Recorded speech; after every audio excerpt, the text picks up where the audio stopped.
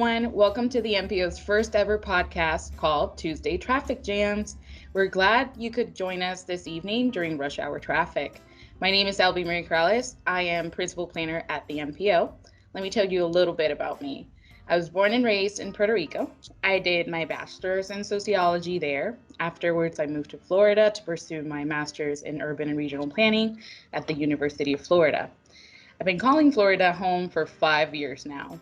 And aside from being very passionate about data and mapping, I also love baking. I even owned a small bakery with my husband back on the island.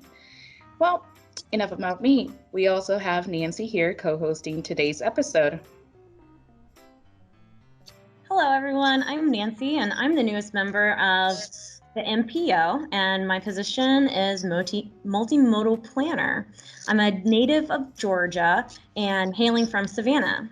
I earned my bachelor's degree in economics with a minor in planning and economic development from Georgia State University in Atlanta.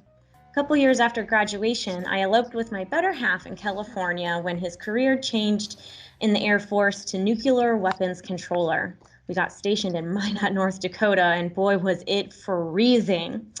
But it was a great place for me where I began my planning career as an intern for the city of Minot. Then I was able to transition into the position of planning, zoning, and floodplain administrator for Ward County, North Dakota. We ended up moving down to Florida, specifically the Sarasota area, because my husband grew up in Venice and we wanted to move closer to family. And working as a transportation planner has been a long-term goal of mine ever since university and learning about how everything functions. I'm so excited to be here and talk about the 2045 long-range transportation plan with you all. The reason we're creating a series of podcasts is long-range transportation plans, better known as LRTPs, can be quite lengthy, though traditionally LRTPs can range from 70 to 300 pages of information. And we believe that by releasing sections of the document and sharing podcasts about the information in these smaller sections, our hope is that it's more appealing to the public. The podcast is also a great way to help people understand the importance of each section and how each interconnects to build a foundation for regional transportation planning over the next 25 years. Exactly. So even though the plan is updated every 5 years, we know the community priorities change as time progresses. So the purpose of long-range planning is to develop and implement transportation policies, projects, and programs for the next 25 years. Which is a great concept. Having planned for 25 years creates a transportation roadmap, pun intended, for the communities which we serve. That's right, Nancy. So for today's episode, we have someone here with us today to discuss more about the purpose of research, data, and comprehensive plan reviews in long-range planning. I would like to introduce our guest, Wally Blain from Tyndale Oliver. Wally, could you please take a minute or two to introduce yourself? Sure. So good evening, everyone. I'm happy to join you. My name is Wally Blain. I'm a senior project manager with Tyndale Oliver. And I am one of those rare Florida natives. I was actually born right here at Sarasota Memorial Hospital back in the mid-'70s, and I've been happy to call the west coast of Florida home ever since.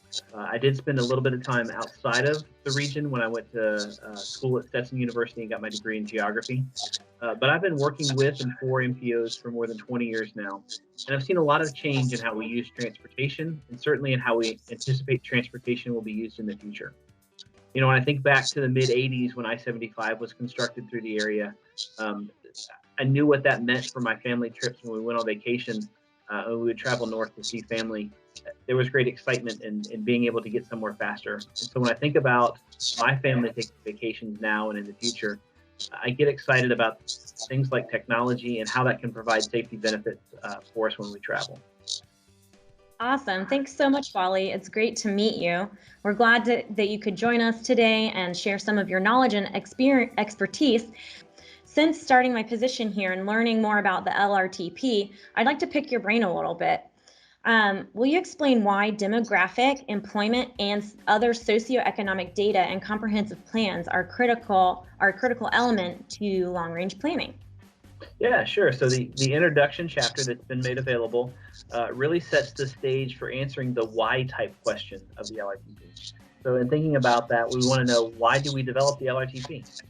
And so we need to have an understanding of our current communities and transportation systems. That's what the comprehensive plan is all about, knowing what our land use is and our patterns. The background research report really comes in there as a detailed way to cover a variety of topics that were originally presented back at the Transform event that was held in January of 2019. And wow, it's really been that long already. We started planning the 2045 LRTP back in fall 2018.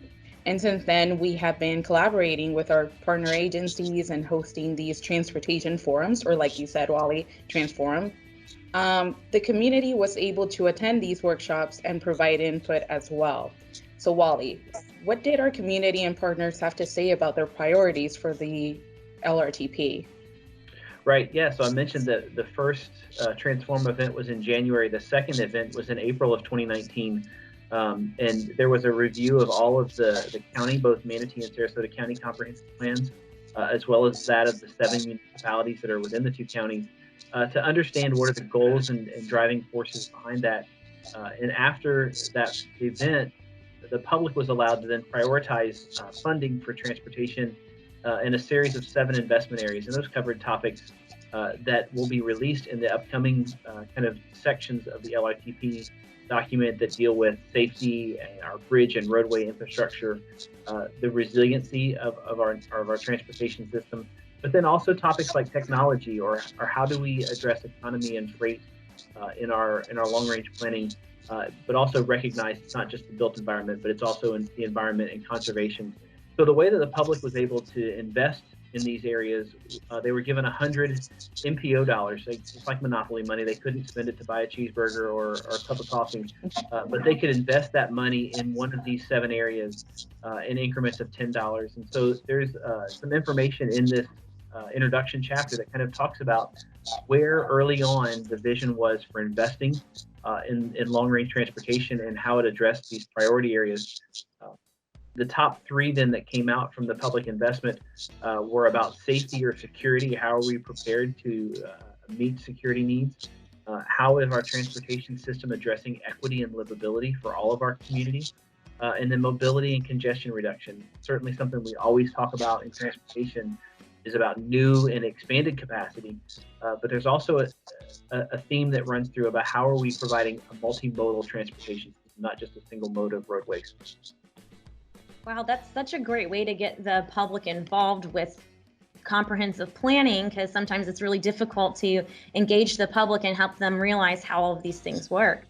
That metaphor of voting with your dollars really provides a real world example of how the tax dollar can be spent. As planners, we really want to know what the citizens and residents want to see in their communities. In terms of the LRTP, how will we continue to gather public input? You know, this podcast is one of probably the newest or most creative ways I've seen that's being used to gather public input. And so through the MPO's website, more of these will be made available. There'll be opportunities to review that. But the MPO also has surveys that are online where people can respond to and comment on what they think as they review these documents. The MPO meets regularly and has opportunities for the public to speak directly to the elected officials about the issues. And certainly as the LRTP is a long-range planning document, there are annual steps that are done for implementation and decisions that are made about actually funding project priorities through the budget process. Well, that was a great conversation. That was a good discussion about how we develop the LRTP and how the MPO is getting people involved. I would like to close the interview with one last question. What can readers expect to see in the 3 documents that are available for their review and to provide comments on? Yeah, so primarily it's the introduction chapter, and the other 2 really are supporting pieces of the introduction. So the introduction provides an overview of why the MPO has been working so diligently. It is partially to meet the federal and state requirements, but it'll also be followed then by a series of chapters that address each of those priority areas where the public made investments, how the MPO has been looking at those, and it relates to the LRTP goals. ultimately to create a vision for the community that's leading the funding and policy decisions regarding transportation. So the one document that's out there is about the comprehensive plans. And it talks about consistency with those local, state, and federal planning requirements that have been used to develop the LRTP. And then you've got a deeper dive with the background data research report and the comprehensive plan summary as they provide some guiding factors and a summary of the building blocks. All along, there was public involvement that was received for developing the LRTP and the plan itself. Well, there you have it. That's all about the LRTP and how we're getting the public involved and how you can learn more about the LRTP if you choose to do so. Wally, thank you so much for spending time with us, and we really appreciate the great conversation.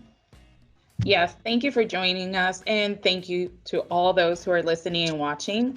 But before we go, I want to let everyone know that we have 2 more documents that are open for review and to provide comments. There's the Equity Livability Chapter and the Infrastructure Resiliency Chapter. So you can find those documents on the Tuesday Traffic Jam episode 2 at publicinput.com/W6275. Oh, that reminds me. Don't forget to leave comments or questions in the comment box. Anything we receive, we'll address at the beginning of the next episode. That's right. Also, don't forget to tell us how we did. We love to hear feedback. So just a reminder, if you haven't taken the Transportation Investment Survey, it's open until July 1st, and you can share your opinion at publicinput.com/K420.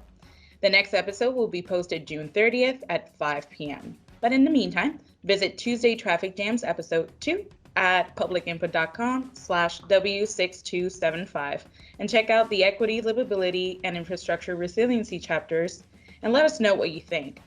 Thank you everyone again for joining us for Tuesday Traffic Jams.